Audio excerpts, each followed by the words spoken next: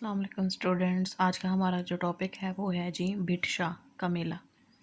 سندھ میں ہر سال کئی میلے ہوتے ہیں، ان میں ایک بھٹ شاہ کا میلہ بھی ہے جو عظیم صوفی شاعر اور درویش حضرت شاہ عبداللطیف بھٹائی کی یاد میں ہر سال ماہ سفر کی 14 تاریخ سے شروع ہوتا ہے اور 3 روز تک جاری رہتا ہے۔ اس میلے میں دور دور سے عقیدت مند شریک ہونے کے لیے پہنچتے ہیں۔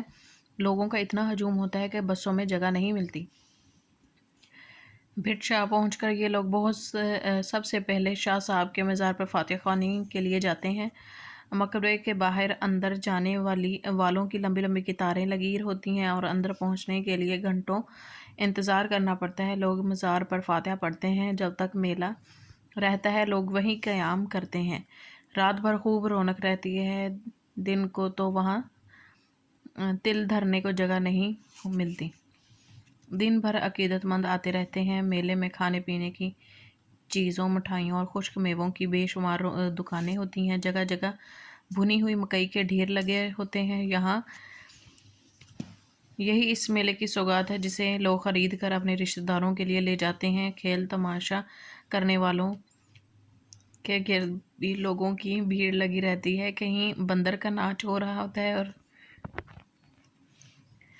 تو کہیں ریچھ نچا رہا ہے، کہیں بازیگر اپنے ہاتھوں کی صفائی دکھانے میں مصروف ہیں تو کہیں چکر بھولے میں بچے بڑے لکڑی کے گھوڑے پر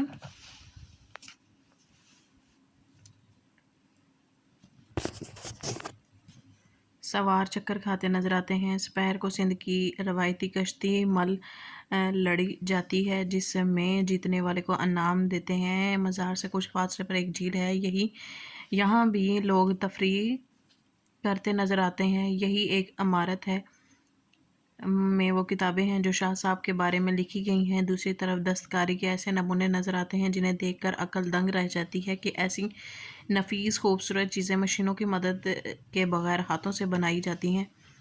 رات کا سماں بڑا عجیب ہوتا ہے۔ دور دور تک پھیلے ہوئے خیموں میں جگہ جگہ مختلف علاقوں سے آئے ہوئے فقیر درویش شاہ صاحب کا کلام ایک ایسے انداز میں پڑھتے ہیں کہ سننے والے جھومنے لگتے ہیں۔ یہ سلسلہ ساری رات جاری رہتا ہے۔ شاہ صاحب کی زندگی، ان کے کلام اور پیغام کے بارے میں ادبی محفل بھی ہوتی ہے۔ اس ملک کے مشہور ادیب اور عالم اور حصہ لیتے ہیں۔ چلیں اسٹوڈنٹس، اسی میں ہی ہم اپنی مشق حل کر لیتے ہیں۔ بھٹ شاہ کا میلہ کب اور کس کی یاد میں لگتا ہے؟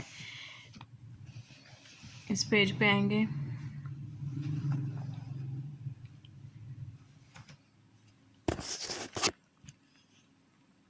سندھ میں ہر سال کئی میلے ہوتے ہیں، جن میں ایک بھٹ شاہ کا میلہ بھی ہے، یہاں سے یہاں تک ہے۔ اس کا دوسرا سوال، میلے میں آنے والے لوگ سب سے پہلے کیا کام کرتے ہیں؟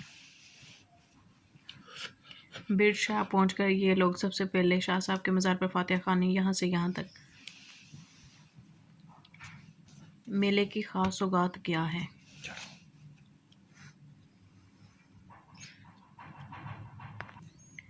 یہاں سے ہے جی تیسرے کا، یہاں سے یہاں تک جواب اس کا۔ میلے میں کھانے والی چیزوں، یہاں سے یہی اس میلے کی سوغات ہے۔ میلے میں کون کون سے کھیل تماشے ہوتے ہیں؟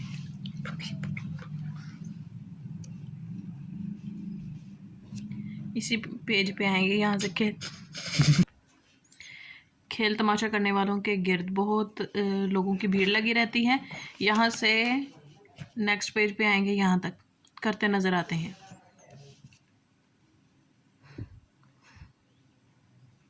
پانچواں سوال ہے، مزار کے علاوہ اور کون کون سی جگہ دیکھنے کے قابل ہیں؟ پر آئیں گے یہاں سے، یہاں ایک عمارت میں وہ کتابیں ہیں جو شاہ صاحب کے بارے میں لکھی گئی، یہاں سے یہاں تک ہاتھوں سے بنائی جاتی ہیں۔ نیکسٹ پیج پہ آتے ہیں۔ ذیل کے الفاظ اور محاورات کو اپنے جملوں میں استعمال کریے۔ آپ نے ان کے جملے بھی بنانے اور ان کے محاورے بھی بنانے ہیں۔ نیکسٹ ہے، صحیح جواب پر ٹک کا نشانہ۔ تل دھرنے کی جگہ نہیں ملتی کا مطلب یہ ہے بڑی بھیڑ جمع ہوتی ہے، ٹھیک ہے نا۔ دوسرا ہے، عقل دنگ رہ جاتی ہے کا مطلب ہے انتہائی حیرت ہوتی ہے۔